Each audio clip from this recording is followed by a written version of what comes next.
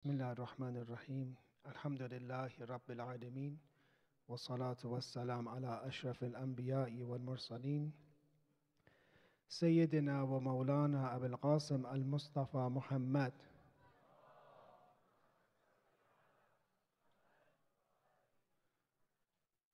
وعلى أهل بيته الطيبين الطاهرين المعصومين.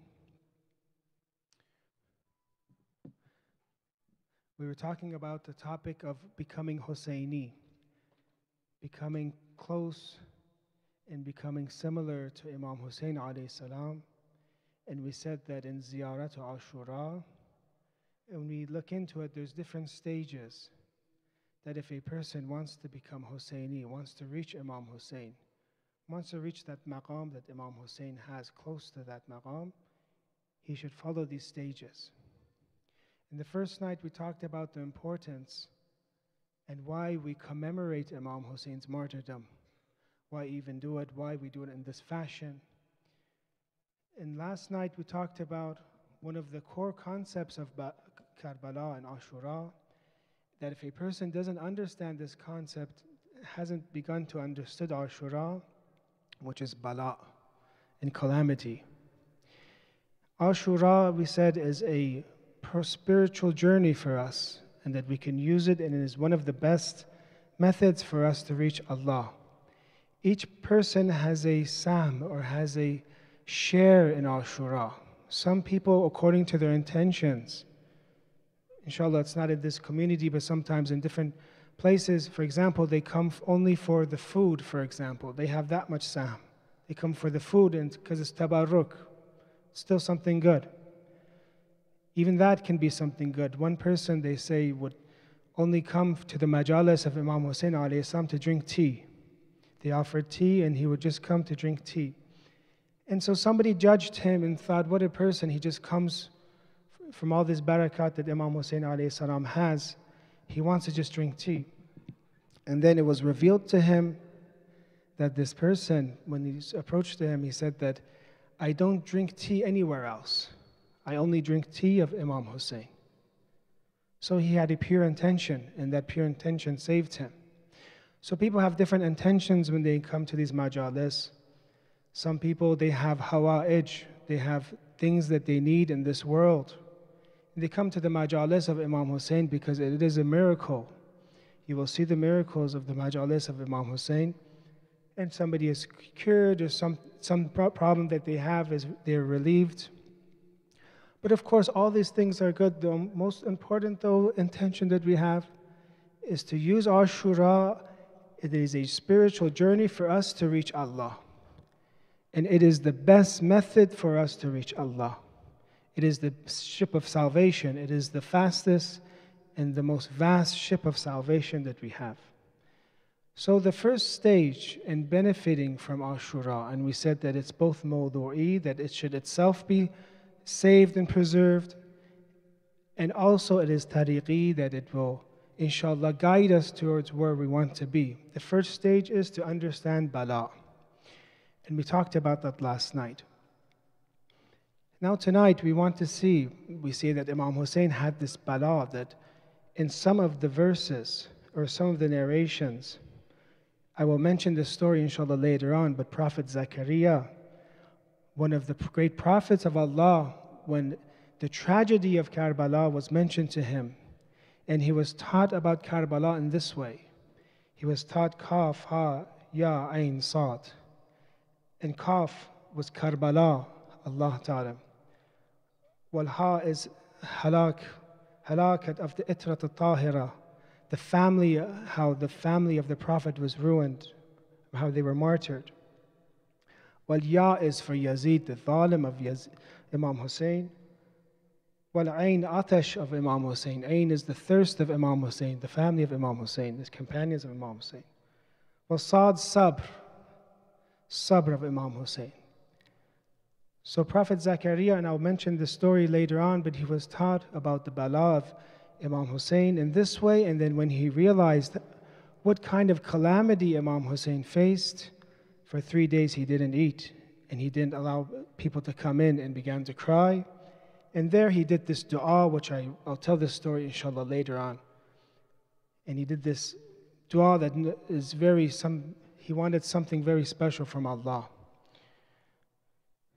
So the Bala of Imam Hussain alayhi salam in such a way that when we look at it in the way that Imam Hussain had sabr and endurance of this test of Allah, it says in Ziyarat Nahiya al-Muqaddasa, it is a ziyarat that has detailed maqtal and detailed parts of how Imam Hussain alayhi salam was martyred. If you want to see how Imam Hussain and what happened, the Bala of Karbala, look at the ziyarat. Ziyarat Nahiya, it's translated.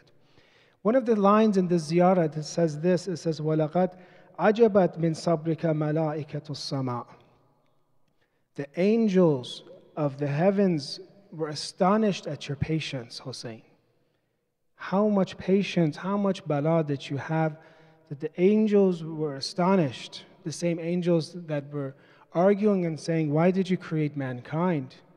Here the angels were astonished and amazed at the sabr of Imam Hussain, his endurance. Not only did he have sabr, but he also had hamd and shukr. See, brothers and sisters, sometimes when calamity faces us and Allah gives us patience, we have enough to just have patience and to submit. But Imam Hussain alayhi salam was in such a high spiritual station that not only did he submit to the will of Allah, but also he did shukr. He thanked God for it. If you look at one of his speeches in the night of Ashura, there he does thana and hamd of Allah. He thanks Allah before he himself, his companions are martyred and his family is taken as captives. He thanks Allah for it. So when we want to talk about Bala and how it applies to us and learn from the lessons, we said that it's tariqi, we can learn from Ashura. One of the great lessons of Ashura is learning how to cope and manage Bala. We see how our master Imam Hussain dealt with tremendous amount of pain and how, alhamdulillah, he had not only sabr, he also had shukr. So tonight we want to talk about this topic.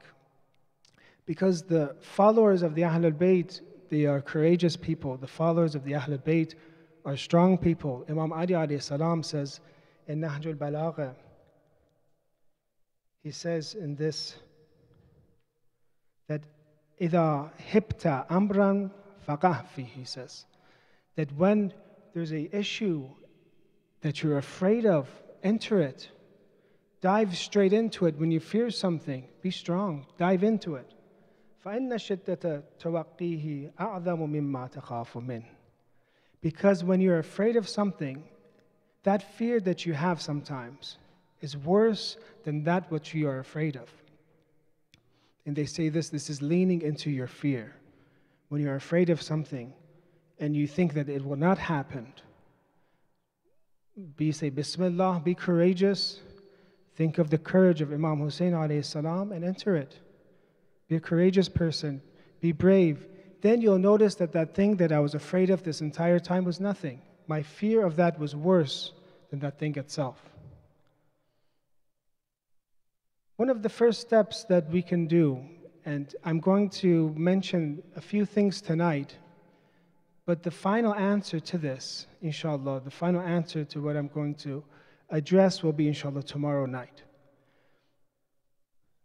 We said that we want to learn how to manage our bala, we want to learn how to become patient, we want to know how we can face the challenges that we have and learn from Imam Hussain alayhi salam. This is how humans, for them to become happy or to reach felicity. One of the ways, when we look at happiness and what is happiness itself, happiness has two components in it. Is when you limit your pains, you manage your tribulations and those things that hurt you, you limit them, and you also maximize your pleasure and your joy. This is happiness. The more somebody has joy in their life, the more they have pleasure in their life, true pleasure, and the more when they, especially when we talk about Islam, Islamic pleasure, spiritual pleasure, that cannot be it's much more valuable than any other types of pleasure. And inshallah, in the following lectures, we'll talk about this. Happiness is nothing other than this, is that you have these two components. You limit your pains and you increase your joy. The more you learn how to minimize or remove your pains, and the more you learn some pains are you are forced to have sabr. The more you learn how to cope with them, the happier person you will be. And the more that you are weak, the more that you are susceptible to these pains, the more of an unhappy person you will be in this world itself. And the akhirat is also, this is included just in this dunya. So let's learn and talk about this topic, how to manage our pains and how to remove our pains and afflictions, from learning from Imam Hussain alayhi salam. So that we can start, please give a salawat.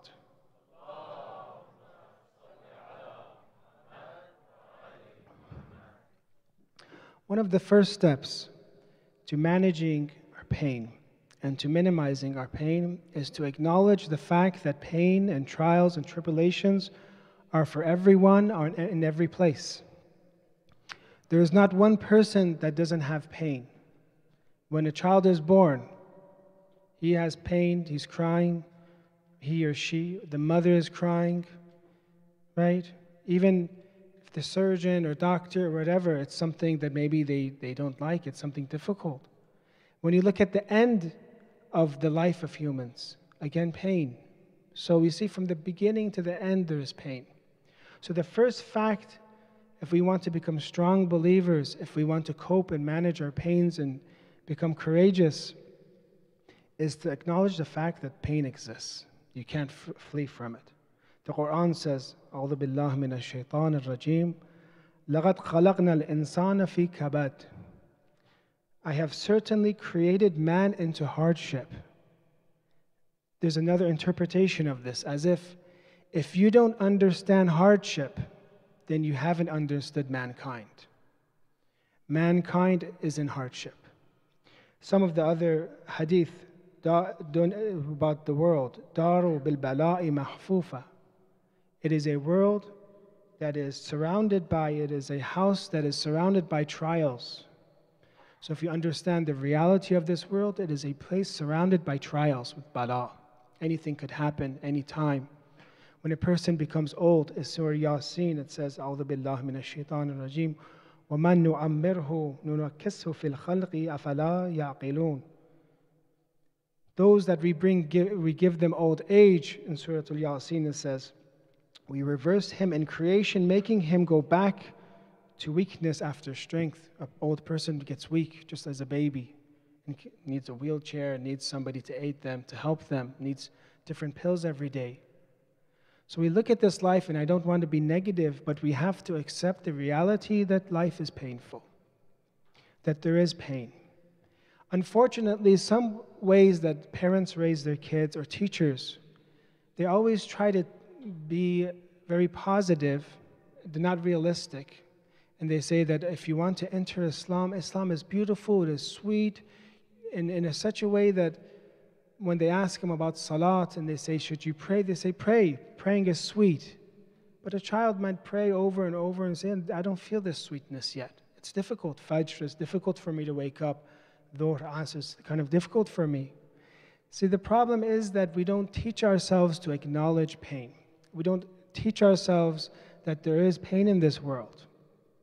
This is the first step, that this world is full of pain, and that we have to somehow find a resolution. We have to see how we can resolve these issues.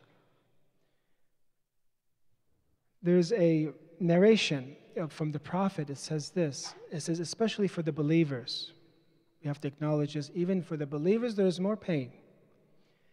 And this narration says, Inna Allah ليغذي عبده المؤمن بالبلاء كما تغذي الوالدة ولدها باللبن. Just as a child gets nutrients from milk, Allah in the same way feeds mu'mineen with bala. The same way that a child gets mother from and gets nutrients from their mother, the same way Allah gives us bala. What does this mean? The same way maybe that we are benefiting from bala. We don't notice it. It seems very difficult, but we are still benefiting from bala. One of the problems we might have say, in different societies is that we're too used to getting comfort and looking in this world for comfort. And the narrations say comfort is in the next world. You will be able to have joy in this world. I don't want to be negative. But we have to acknowledge the fact that there is bala in this world. In some of the narrations, it teaches us when we raise our children to give them adab, give them mannerisms, right? Teach them. Sometimes if they make a mistake, give them ta'deeb. You have to not allow that child to do exactly what they want. If they want to play with the cell phone all the time, if they want to be addicted to the internet, sometimes you have to take them away from those things that they like. You are basically teaching that child to deal with something they don't like, which is bala. You're teaching them how to manage bala. Imam Sadiq alayhi salam says, for 7 years, leave them alone. But the next 7 years, confront them, give them adab, teach them, give them manners. Some things are not good for them. Some things are going to be hurtful for them. Teach them to deal with things they don't want. Then the next 7 years, وَالْزَمْهُ نَفْسَكَ سَبْعَ سَنِينَ. And then the next 7 years, from 14 to 21, be with them. Don't allow them to truly be free. So only for the first 7 years in this narration, it says allow children to do whatever they want. Later on, you have to be able to teach them and maybe sometimes take away things that they like. And this is part of managing bala. That from the beginning, when a child is born, you're teaching them that this world is not going to be exactly how your nafs or your desires want. You might have to give up things, and you might have to sometimes sacrifice things for a better good. So this is the first step of acknowledging that bala exists in this world. The second thing is action. A lot of the bala and the problems we face is from our own actions. The second step is when we have calamities and problems, there might be a solution. Let's find the solution. They might have the problem of poverty in some circumstances where a person doesn't want to go to work. He doesn't want to look for a job. He doesn't feel like going to this job every time, on time, all the day, every day. This is because we sometimes are making our own problems for ourselves.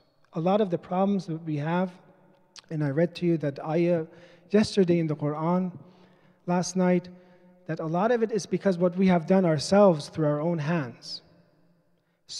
In some of the narrations, Imam Ali alayhi salam says this in this narration. It says, when something bad afflicts you, إِذَا نَزَلَ بِكَ مَكْرُوهٌ, if something that you don't like afflicts you, do this, فَانْظُرْ فَإِنْ كَانَ لَهُ حِيلَةٌ فَلَا تَعْجَزْ. Look, if there is no solution, if there is a solution, see if there's a solution, فَلَا تَعْجَزْ. Don't be weak. Don't be weak, don't be feeble. Go and find the solution to that problem. If it's an economic problem, go in one of the narrations, say a person, when he has soil, when he has water, and he keeps doing dua for Allah, keeps complaining that he don't have food, la'nat comes on him, curse comes upon him. He has land, he has water. Plant something and grow it, right? And that is maybe a lot of our problems are problems that we cause ourselves. So for us to manage our problems, let's analyze and see is there a solution or not. Then Imam Ali alayhi salam says this, says, وَإِن لَمْ يَكُنْ فِيهِ حِيلَةٌ. But there are some situations where there is not a solution. We don't have a solution to all the problems. What should we do then? There he says, فَلَا تَجْزَعْ. Don't do jaza. Don't lose it. Have patience. There, submit to Allah's will. So when Imam Ali says sabr happens when you can't find a solution. If you can find a solution, find it and relieve yourself. Don't be feeble, don't be weak. Imam Baqir alayhi salam had a child that was passing away, was a child that was sick. He began to cry, he began to do dua for his kid. He was basically in a situation where people saw him, they were saying, if the child of Imam Baqir alayhi salam, if he passes away, look at how Imam Baqir alayhi salam is already. Imagine what would happen if his child passes away. Imagine what kind of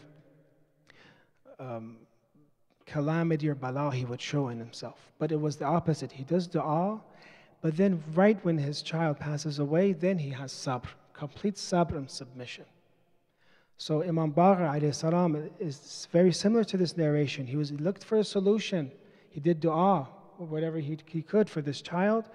But then when there was no solution, then he had patience. So this is the first step, is to look to see if we have a solution to our problems. Another problem causer we see is sins. We talked about this in the month of Ramadan, that there are sins that destroy our dua. There are sins that destroy our actions. There are sins that cause poverty. There are sins that cause sickness. There are sins that cause different types of bala. Look at the beginning of Du'a Kumayl. A person came to Imam Rida alayhi salam and said that, Imam Rida, we are suffering a drought. What should we do? And he said, do istighfar. Seek forgiveness, repent basically. Another person came to see Imam Rida alayhi salam and he said that we have poverty. So the first person said we have a drought. The second person said we have poverty. Third person wanted a child and Allah wouldn't give him a child. Imam Rida answered all of them, do istighfar, do istighfar, do istighfar. Repent, repent, repent. Seek forgiveness. Don't sin. A person questioned Imam Rida, said, there's 3 different problems. You give one solution. Then Imam Rida alayhi salam read this verse of the Quran in Surah Al-Nur. Surah Nur. أعوذ بالله من الشيطان الرجيم فقلت استغفروا ربكم إنه كان غفارا. Do istighfar of your Lord. يرسل السماء عليكم أدرارا. If you do istighfar, the Quran then it says the sky upon you will continue to shower. ويمددكم بالأموال والبنين. And God will give you an increase in wealth, and you will be given, and give you an increase in wealth and children. So this verse, and what I'm trying to say here, brothers and sisters, is that there is a harmony in the universe. When we break that harmony, when we break that order, bala happens. And I gave that example in the month of Ramadan that the teacher Mutahari said when you look at, for example, an animal that wants to feed its baby, right, and wants to give it milk, there's an animal that will come next to the mother, he says, and will comfort it, get close to the mother, and the mother will give it lots of milk. But then there's the animal that starts to kick the mother, jump around, upsets the mother kicks it and doesn't give it milk. He says this is how the universe is. For the mu'mineen and the believers, when you break the laws of Allah, when you break the harmony, because all of the universe, all the existence is submitting to the will of Allah, when you are opposing it, you are causing bala to happen. So when we talk about removing bala or minimizing it, first look for a solution, a logical solution. 2, look at our own lives and see, am I causing bala? Maybe I'm doing something in my business that isn't right and it's causing me to lose all this money. Let's give a salawat.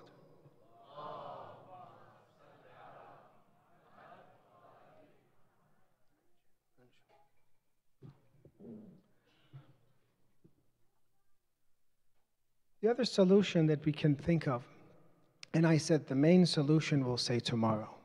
So the first one we said is acknowledging there's bala. The fact that you know bala exists. The second thing we said that you look for a solution, you look at your life and analyze your life to see, am I doing something that is causing bala? Am I doing this sin that's causing me to have misfortune happen upon me?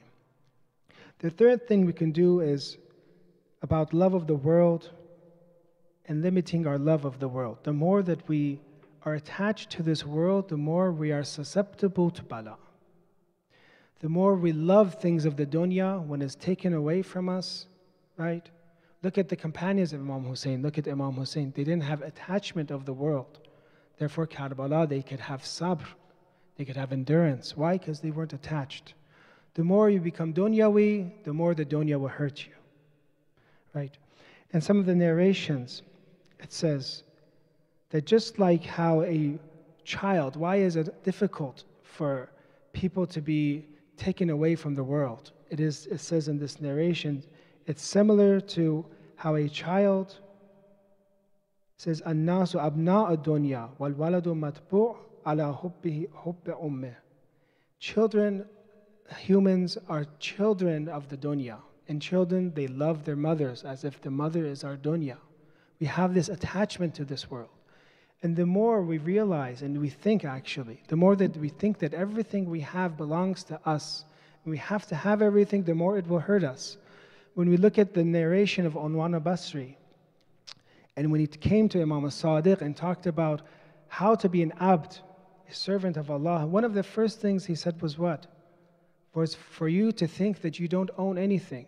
A true slave doesn't own anything in this world. You think that you own your car, your home, this family, your child, everything. You think you truly own it, but you don't. If you don't own something, can you be hurt by it? If, for example, Bala happens to somebody else in some other part of the world that has no relation to you, are you hurt as much as if it would happen to you? Because we think we own things. We think we truly own things, but in reality, Allah owns everything. This will give us the patience and sabr that we need to manage our bala. When you look at the verse, Inna lillah says what? Everything is from Allah. We are from Allah. Everything, ownership, milkiyat is from Allah. Then it says, وَبَشِّرْ الصَّابِرِينَ. Right? Then it says, for these people, they will have glad tidings for those that have patience. So when we really think that everything in this world belongs to Allah, and it takes practice, of course, for this, then we can be able to cope with bala much better because we don't own anything. We don't really own, Allah owns everything. Then you can be courageous. You can be courageous like your master, Imam Hussain alayhi salam. So it takes these things to instill in our hearts, in our minds, that for us to be able to manage bala, one of them we said is to analyze and to acknowledge the fact there is bala. One second is our actions, to see what kind of actions we have. The third is to approach the world as if we don't own anything. And we're using it. It doesn't mean to distance yourself from the world and don't have anything. No, don't be attached to it. You can use it in the best manner you want to.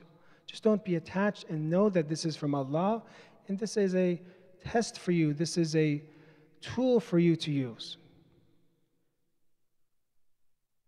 The fourth thing is we can increase our belief in the hereafter and we can remember death. One of the best ways to turn off shahwat or lust or passion is to remember death. It turns off, it extinguishes lust or passion. If you were to think that you're going to pass away tomorrow, all the dreams you had, all the passions you had, everything, what would you do? It would be worthless for you because I'm going to pass away tomorrow. Dhikrul Maut basically it makes your heart dhalil and humiliates the heart, makes it able to be a true abd, a servant of Allah. So when we remember death, and you can remember it during the day, during the morning, during the night, when you remember death, then you think about the bala of the dunya and say, that's nothing. That's nothing. I'm going to pass away. I remember that this dunya is a bridge for me. I'm not going to build it. I'm just going to cross it. When I think of the bala of the akhirat compared to the bala of the dunya, I think this bala is nothing. If I am whipped in this dunya 70 times a day, every day, compared to an infinite chastisement, an infinite amount of in quantity and quality of pain, it is nothing. It's less than a blink of an eye. When we remember death, when we remember the akhirat, then we can manage bala. This will help us. Again, I'm saying the true solution will be tomorrow, inshallah. But these are different methods. And the last, inshallah, there's two more, and we'll end.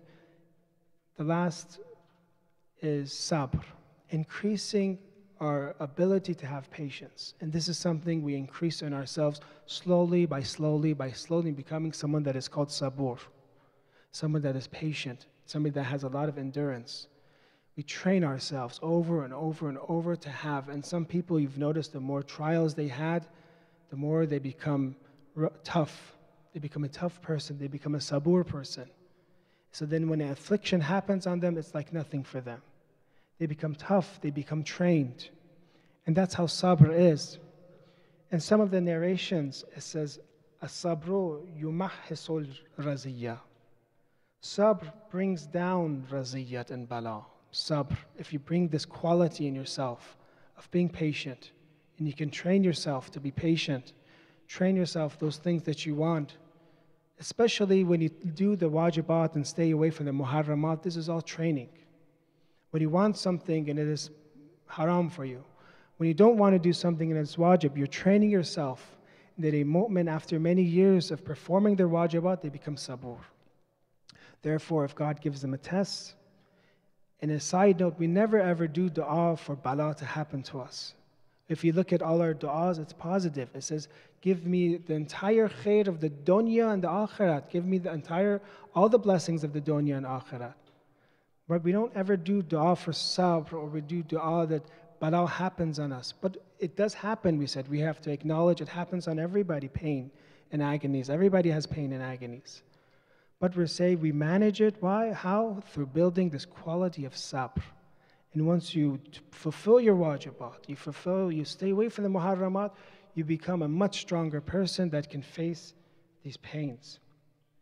The last thing that we can do to remember to take away or manage pain is connect to the Ahlul Bayt. I'm going to read this for you, inshallah, and then we'll start some of the musibat tonight. We recite in Ziyarat Jami'a Kabira. It is one of the great ziyarats. One of my teacher, even though I don't have it memorized, says it's obligatory to memorize. If you want to learn about the Ahlul Bayt, read Ziyarat Jami'a Kabira. If you want to learn about Allah, read Joshan Kabir.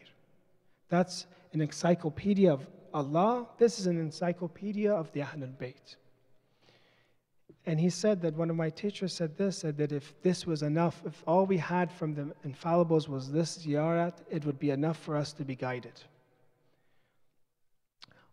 Bikum yunaffisul ham. And out of consideration for you, the Ahlul Bayt, does he dismiss agonies. وَيَكْشِفُ الضُّرْ, and relieves harm. The Ahlul Bayt, they have this quality in them that gham and ham, agonies, pain, grief is removed by them. When you approach Imam Hussain alayhi salam, one of the things that he has this quality, ham is removed. Have you ever gone to the shrines of the Ahlul Bayt and you have all these different pains and problems and things you're thinking about?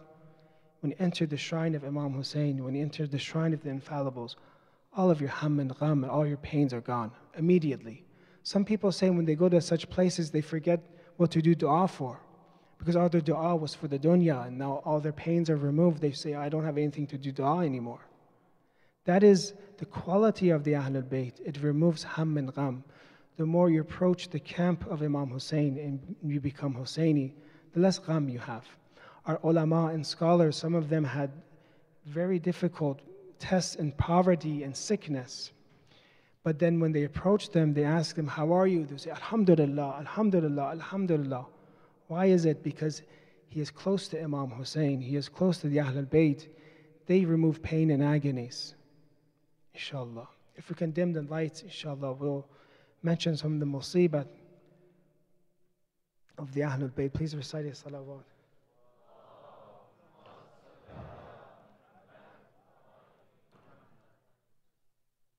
So tonight we talked about managing pains, and we said that learning from Imam Hussain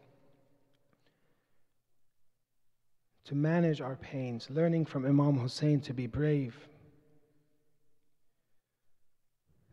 When Imam Hussain alayhi salam, it says in some of the narrations, لَمَّا اشْتَدَّ الْأَمْرُ بِالْحُسَيْنِ ibn Ali, when things became very difficult, Imam Hussain had different types of companions. Not all of his companions were the same. Some of them were at a lower level, some of them were at a very high level. Some of the companions of Imam Hussain, when things became very shadid and the Bala became very difficult for them, it says that it became very clear, their way that they feared the Bala, it became very clear and apparent. There they saw Imam Hussain, and they saw Imam Hussain with his true companions. And they saw Imam Hussain how brave and how he dealt with his calamity and the problems that he faced. And they said, as if Imam Hussain doesn't fear death. They saw Imam Hussain this way, the companions. They say, he doesn't fear death. Then Imam Hussain tells them something for them to become stronger, because he is a source of strength for them. He says, Sabran banin karam, famal maut illa qantara. Have patience, those of honor, for surely death is only a bridge. تعبر بكم عن البؤس والضراء. You will pass this bridge. You will pass your pain and agonies. Death is only a bridge. And soon you will be in the heavens. This is how Imam Hussain was a source of strength, source of how to manage and deal with pains. Tonight is the third night of Muharram. Some of the cultures, each night they give more musibat or roja for one of the people in Ashura. Tonight, the 3rd of Muharram, it is known that they recite the musibat of a 3-year-old daughter of Imam Hussain. The 3-year-old daughter of Imam Hussain, that they say when you want to enter the shrine of Imam Hussain and you don't cry and you want to enter the shrine of Imam Hussain with good manners, with adab, they say, remember Roja. Remember the 3-year-old daughter of Imam Hussain. Think about what happened to her. Truly your heart will break. The hardest of hearts will break open and your tears will flow when you remember Roja, salamullah alayha. And Ziyarat Nahiya, it mentions what happened to the family of Imam Hussain after they are martyred. This ziyarat, which is attributed to the 12th Imam, and the 12th Imam there recites for Imam Hussain. He says this, وَرُفِعَ عَلَى الْقَنَاةِ رَأْسُكَ, and your head was raised onto a spear, Hussain. وَصُبِيَ أَهْلُكَ كَالْعَبِيدِ, your family were captured like slaves. وَصُفِّدُوا فِي الْحَدِيدِ فَوْقَ أَقْنَابِ الْمَطِيَّابِ, bound with iron chains atop camels. Your family, the family, imagine Roja, on top of a camel. Irons chained on this little girl. تَفْلَهُ وُجُوهَهُمْ حَرُّ الْحَاجِرَاتِ, it is midday heat, scorching on the faces, the beautiful faces of the daughter of Imam Hussain. يُسَاقُونَ فِي الْبَرَارِ وَالْفَرَوَاتِ, they are driven across deserts and wastelands. أَيْدِيهِمْ مَغْلُولَةٌ إِلَى الْأَعْنَاقِ, and their hands are chained to their necks. يُطَافُ بِهِمْ فِي الْأَسْوَاقِ, and they were paraded around the markets like slaves. The daughter of Imam Hussain, the family of Imam Hussain, they were paraded in the suq, in the markets.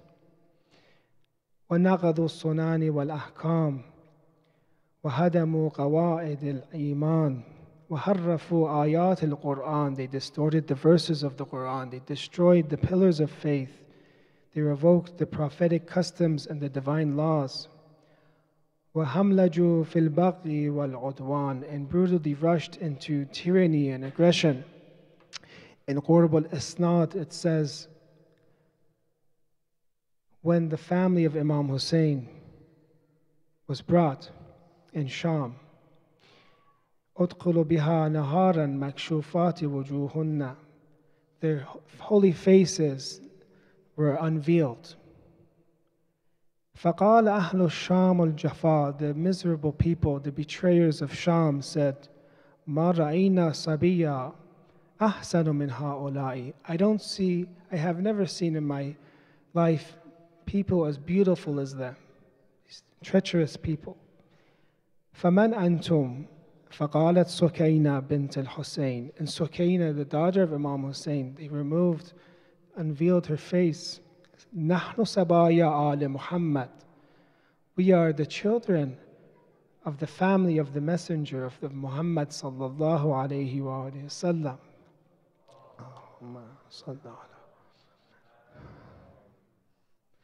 But she is a 3-year-old girl. What does somebody do to a daughter that just has lost her father? In front of her, her father has been martyred and killed. Her brothers have been killed. Usually what they do is they talk to them and they hug them.